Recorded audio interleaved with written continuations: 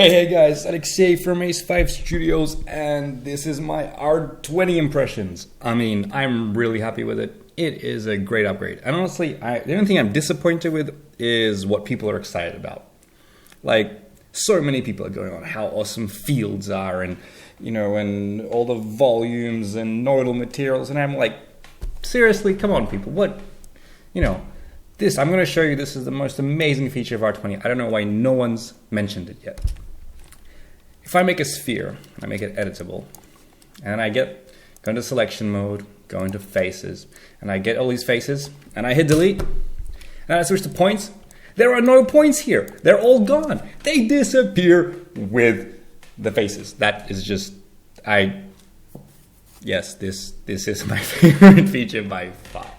No, but seriously, it's just, I'm very happy about it. And if you want, you can always switch it back to the old version if you want. You can just go modeling, sculpting, remove. You can hold the shift key if you want to keep them, or you can just switch this to default. And now when you delete polygons, you will still have floating points. There, see, floating points. Delete a lot of these. See, all your points are there if you want them.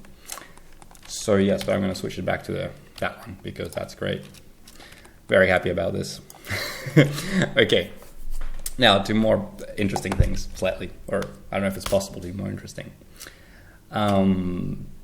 There's a new function called Bake as Alembic. That is great. That is such a lovely caching option. Because right now, for example, I have this lettuce here that I've already simulated. I mean, obviously it's a simple scene. I could redo it. And when I play, it simulates and it falls down. And I'm like, well, damn, I want to add some thickness to this plane. So I go Shift C, I type in cloth, I double click on it, I change the thickness to 1, and well, firstly it moves, but that's because the cloth is in the wrong place. So I take the cloth out, I take the lettuce out, I reset the PSR of this, I put the lettuce back into it, and now, for some reason, see, the wireframe moves, but the cloth lags behind, and I don't know why this is happening. And I tried doing it with a surface deformer, and then I'm like, okay, well, I'll do a point cache. But the point cache doesn't work because it's not an editable object. If I make it editable, I have to resimulate, and basically, annoying. So all I have to do is just right-click on this guy and go Bake as Alembic, and then hide him. And ta-da! All my problems are gone. Perfect. Cloth surface. Works. It's baked. Don't need any simulation tags. Saved. The good thing is this Alembic is also saves externally, so it's not making your file huge because the cache is sitting in a folder. And just generally this whole workflow of Bake as Alembic, you can export it to other apps. Compositing files, and obviously this is just a simple cloth where there's something glitching and I can't be able to figure out where the priority issues are. But obviously you can do this with traces and particles and everything, and this just is such a good right-click option that just makes me very happy. It is just honestly, great implementation. And also Alembic on import has lots of options, but you can probably read that somewhere else. Now, next thing that I'm pretty happy about, usually, if you have a model like this, and it has lots of points, and you're like, you know what, I want to put some spheres on the surface of this model. So I make a sphere, I make a cloner object, and I change this mode to object, and I'm like, yeah, sure, now I just drop this model in here. And look, it's fine, my computer did not crash, because before that, the default here was distribution to points, so vertices. So if you had a dense model, you would have a lot of spheres on it. But now the default is surface. That is super convenient, just wonderful. Love this. And then you can make more of them. And if you want, you can switch to vertex, but usually this is, when I'm cloning onto an object, surface is a very good option. Just wonderful. Okay, let's keep going. While we're on the topic of this, I will cover volume meshes because they are actually very cool. And I do really like them. So let's say we have a whole bunch of spheres. And what I love to make in 3D is cheese. But it's always really difficult to make cheese. It's always a pain in the ass. But here, it's so simple. we make some spheres. We get a random effector just to control their size scale a bit. Stick uniform and and absolute. Just drag them down a bit. And then we make a volume builder. And we drag our logo in here and then our cloner. And in the volume builder, we just change the cloner to subtract. Take this down to like 2. And we pretty much have cheese now. I mean, how great is that? And you can just go here and you get object, and you can change the seed if you don't like it. And it'll be in different places. And you can get a whole bunch more spheres if you want. And we have cheese. And then obviously, let's drag this down to 1.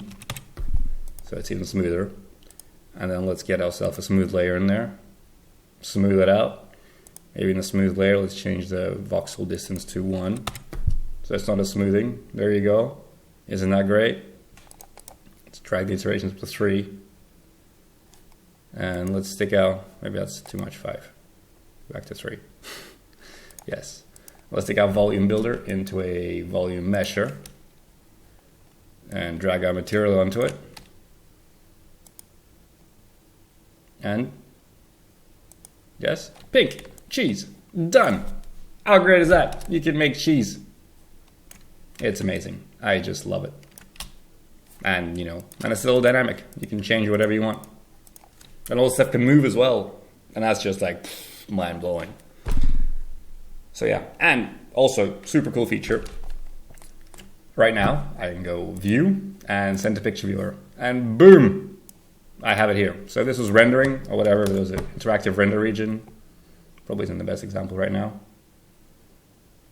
Yeah, because it's pretty much looks the same, but I can just go view and send to picture viewer. And boom, it's there. So convenient. What else was super awesome for this? Oh yeah, the new gradient tools are pretty neat too. I mean, you'll need a better demo than what I can show you right now with them. Lots of people, Noiseman has done a great demo of it. New gradient tools are just great because when you pick gradients here now, this thing is just wonderful. You can control click to add a bunch of them, then you can scale them, you can scale your gradients. You can also zoom in and zoom out. So, then you can more accurately control where your gradient points are. Just click here to zoom out again. It's super convenient. I mean, really, it's so much nicer than what they had. It's just wonderful. And you can obviously still change all the stuff to linear or whatever step, and it's just, the whole thing is just beautifully implemented, so smooth, so everything. Love this thing. Oh yeah, path lists. Ooh, that's also great. Now in files and paths, you have as many paths as you want. You can just add them forever. There is no more limitations of like 8 of them, so you can have all your textures and assets in one place, on your NAS, on your server, wherever you want. And all your files will look into them and find them. Super, super, super convenient. Yes, another awesome thing about volumes is this. Basically, if I'm making a little puppy dog and I block them out with some primitives, nothing super special here, just polygons and stuff. These have been smoothed out a bit, but I just select all these guys and I go volume, and let's undock this here, and I click this little wheel and I pick voxel size like 2 and I go OK, and boom, now we have a smooth mesh, and we can now sculpt on it. We can go mesh, let's get our brushes out, and we can do smoothing, smooth this stuff out, smooth that stuff out.